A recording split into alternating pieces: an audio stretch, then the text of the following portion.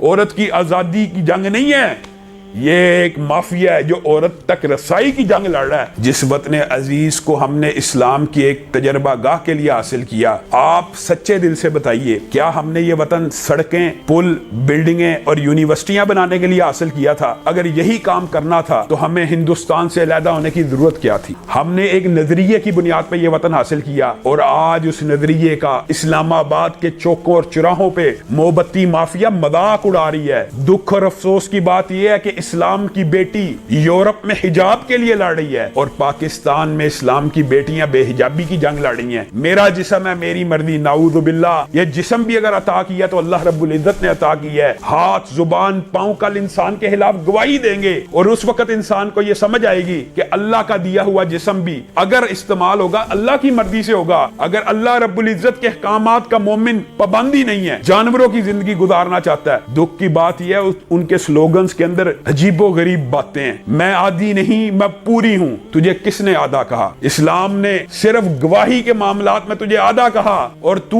الٹا حجاب کے معاملے کو اگر دیکھا جائے، اسلام کہتا ہے تو پورے کا پورا کور کر لے، صرف اصل میں مخالفت اسلام کی ہے۔ اسلام کہتا ہے اپنے جسم کو مکمل کور کرو، وہاں پہ تم کہتی ہو نہیں آدھا کور کرنا ہے، اور جہاں پہ اسلام کہتا ہے تمہاری آدھی گواہی ہے وہاں تم شور کرتی ہو کہ پوری گواہی ہے۔ اسلام نے عورت کو ماں کا مقام دیا، بہن بیٹی کا مقام دیا، بیوی کا مقام دیا۔ ہر معاملے میں عورت کی گواہی آدھی نہیں ہے۔ عورت اگر ماں کے روپ میں ہو تو مرد باپ اس کا مقابلہ نہیں کر سکتا۔ نبی کریم صلی اللہ علیہ وسلم سے صحیح حدیث ہے۔ انسان کو یہ بات سوچنی چاہیے کہ اسلام کے اندر اللہ رب العزت نے عورت کو لباس کہا، مرد کو بھی چاہے لباس کا ہے، لیکن عورت کی یہ عزت اور یہ توقیر اور یہ احترام اسلامی کا شیوا ہے۔ اللہ رب العزت کلام حمید میں کہتا ہے، بعض لوگ آج موم بتی مافیا کہتے ہیں جی کہ اسلام سے پہلے عورتوں کی عزت نہیں تھی، اسلام نے عزت دی۔ اللہ کہہ رہا ہے کلام حمید میں، جب ان کو کسی عورت کی بشارت دی جاتی، ذل وجہہ مسودن، ان کا چہرہ کالا ہو جاتا اور وہ غیظ و غضب میں آ جاتے، اور بیٹیوں کو زندہ درگور کرنے والے بِأَيِّ ذنب قتلت، اور جب پوچھا جائے گا مجھے کس جرم کے تحت قتل کیا گیا، یہ کہتے ہیں یہ جی مولویوں نے باتیں بنائی ہوئی ہیں، ان کو اللہ کے کلام کا بھی یقین نہیں۔ افسوس ہوا ہے وہ پوسٹر اور موم بتی مافیا یہ کلچر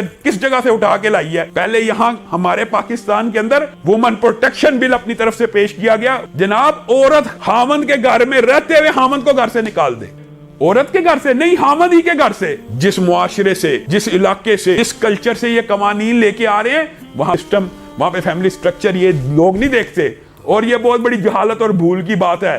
امریکہ، یورپ، اس کی تقلید کے اندر یہ لوگ اندھے ہوئے ہیں۔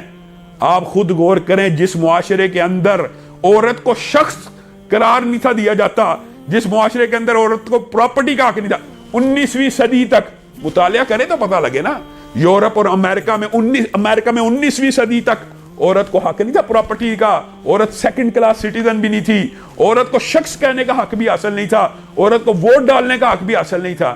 اور اسلام 1400 سال قبل، اسلام کی اولین ترین اساتذہ میں سے حضرت عائشہ ہیں، جن سے صحابہ پڑھ بھی رہے ہیں، لیکچر بھی دے رہے ہیں۔ تمہارے امریکہ میں عورت کی تو پڑھائی کی اجازت موجود نہیں تھی۔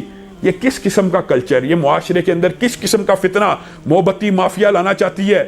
فحاشی کا، عریانیت کا، بے حیائی کا یہ ایک سیلاب ہے۔ ایسے ایسے پوسٹر تھے کہ انسان سوچ نہیں سکتا، بیان نہیں کر سکتا، ان کے اوپر جیسی تصویریں بنائی ہوئی تھی، جیسے جیسے جملے لکھے ہوئے تھے، برابری کی بات کرتے ہیں، برابری برابری۔ اسلام میں عورت کو برابری نہیں، اعلیٰ درجہ دیا گیا ہے۔ یہ آج میں برملا طور پہ کہنا چاہتا ہوں، یہ برابری ہے کہ مرد محنت کرے آ کے عورت کو کھلائے، یہ برابری نہیں ہے، یہ عورت کا درجہ فوق ہے۔